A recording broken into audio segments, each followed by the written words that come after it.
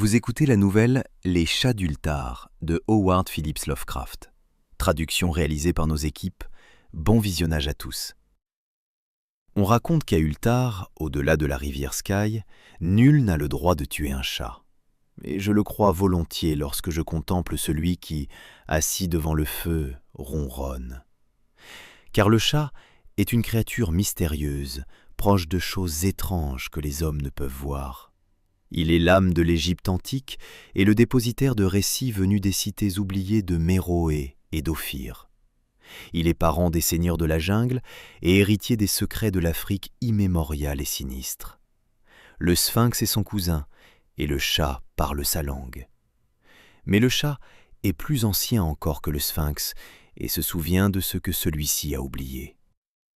À Ultar, avant que les notables n'interdisent de tuer les chats, vivait un vieux paysan et sa femme qui prenaient plaisir à capturer et à massacrer ceux de leurs voisins.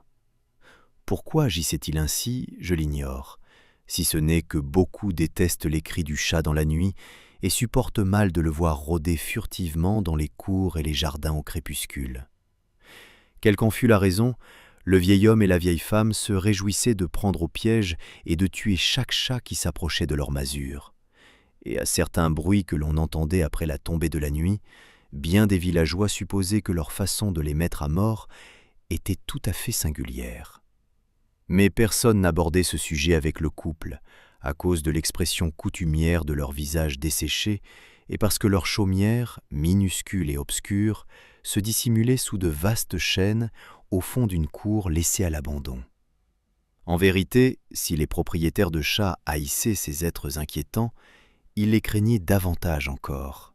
Et plutôt que de les accabler de reproches en les traitant d'assassins cruels, ils veillaient simplement à ce qu'aucun compagnon bien-aimé, ni aucun bon chasseur de souris, ne s'égarât vers la masure isolée sous les arbres sombres.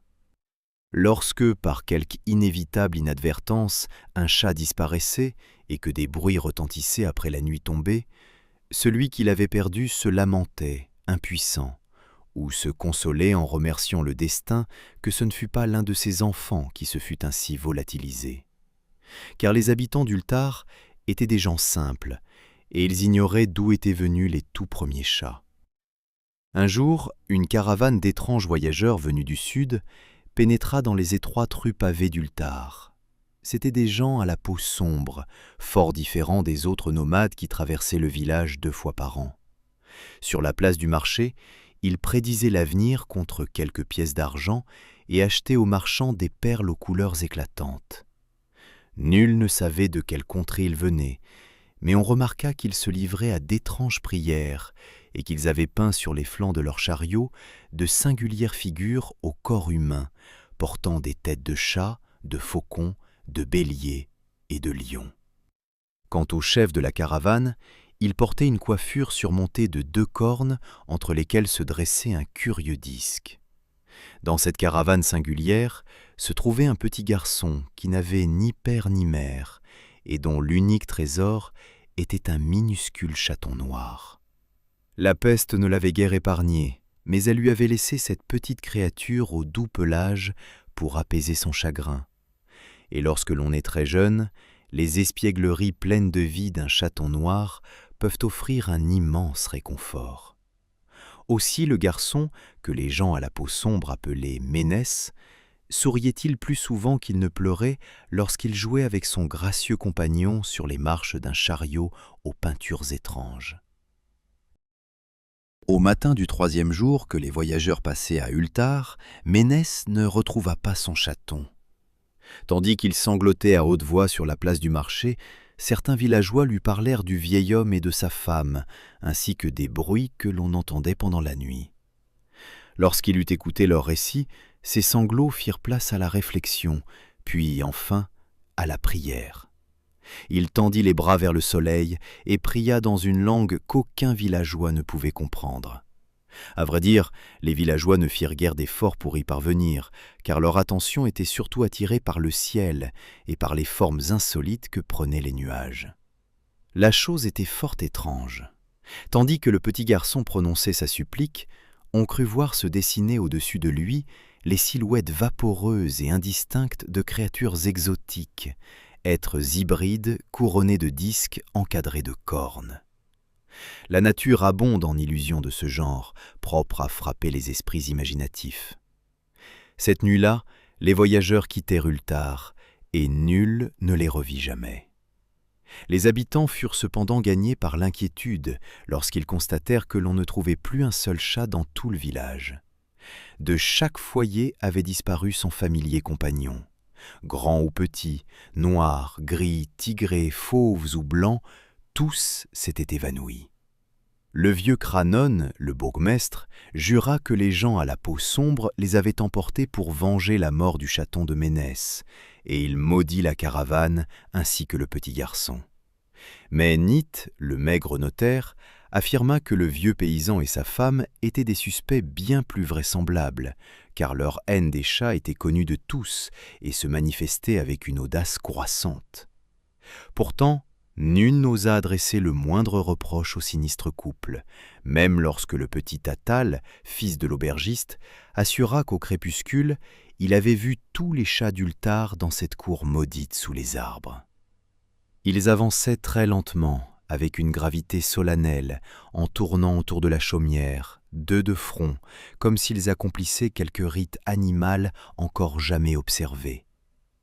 Les villageois ne savaient quel crédit accorder aux paroles d'un enfant si jeune, et bien qu'ils craignissent que les deux êtres malfaisants n'eussent attiré les chats vers leur mort par quelque enchantement, ils préférèrent ne faire aucun reproche au vieux paysan avant de le rencontrer hors de sa cour sombre et repoussante. Ultar s'endormit donc dans une colère impuissante.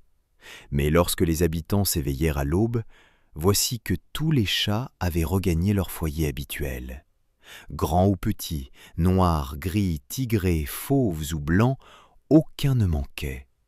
Les chats paraissaient fort gras, le poil lisse et luisant, et leur puissant ronronnement exprimait leur satisfaction. Les habitants discutèrent entre eux de cet événement et s'en émerveillèrent grandement. Le vieux Cranon soutint une fois de plus que les gens à la peau sombre avaient emporté les chats, car aucun chat ne revenait vivant de la chaumière du vieil homme et de sa femme. Tous s'accordèrent cependant sur un point. Il était extrêmement étrange que les chats refusassent de manger leur portion de viande ou de boire le lait versé dans leur soucoupe. 2 jours entiers durant, les chats d'Ultar, lustrés et paresseux, ne touchèrent à aucune nourriture et se contentèrent de somnoler près du feu ou au soleil. Une semaine entière s'écoula avant que les villageois ne remarquent qu'aucune lumière ne paraissait plus, à la tombée du jour, aux fenêtres de la chaumière sous les arbres. Alors le maigre Nit fit observer que personne n'avait aperçu le vieil homme ni sa femme depuis la nuit où les chats avaient disparu.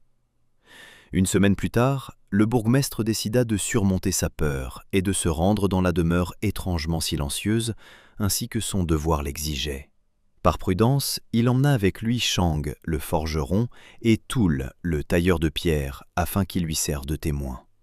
Lorsqu'ils eurent enfoncé la porte fragile, ils ne découvrirent que ceci: 2 squelettes humains parfaitement nettoyés de leur chair, étendus sur le sol de terre battue, et quantité de coléoptères singuliers rampant dans les coins obscurs. Par la suite, l'affaire suscita de longues discussions parmi les notables d'Ultar. Zat, le médecin légiste, discuta longuement avec Nit, le maigre notaire, et Cranon, Chang et Toul furent accablés de questions.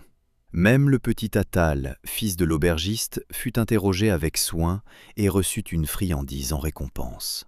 On parla du vieux paysan et de sa femme, de la caravane des voyageurs à la peau sombre, du petit Ménès et de son chaton noir, de la prière de Ménès et de l'aspect du ciel pendant cette prière, des agissements des chats durant la nuit où la caravane avait quitté le village, et de ce que l'on avait découvert ensuite dans la chaumière sous les arbres sombres au fond de la cour repoussante. Et finalement, les notables adoptèrent cette loi remarquable dont parlent les marchands de Ateg et que commentent les voyageurs de Nir. À Ultar, nul n'a le droit de tuer un chat. Ainsi s'achèvent les chats d'Ultar, une nouvelle écrite par Howard Phillips Lovecraft en juin 1920 et publiée pour la première fois en novembre 1920 dans la revue The Tryout.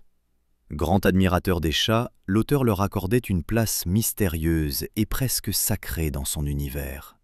La cité d'Ultar, quant à elle, réapparaîtra dans plusieurs de ses récits oniriques. Merci d'avoir écouté cette histoire et abonnez-vous pour découvrir bientôt une nouvelle œuvre de Lovecraft.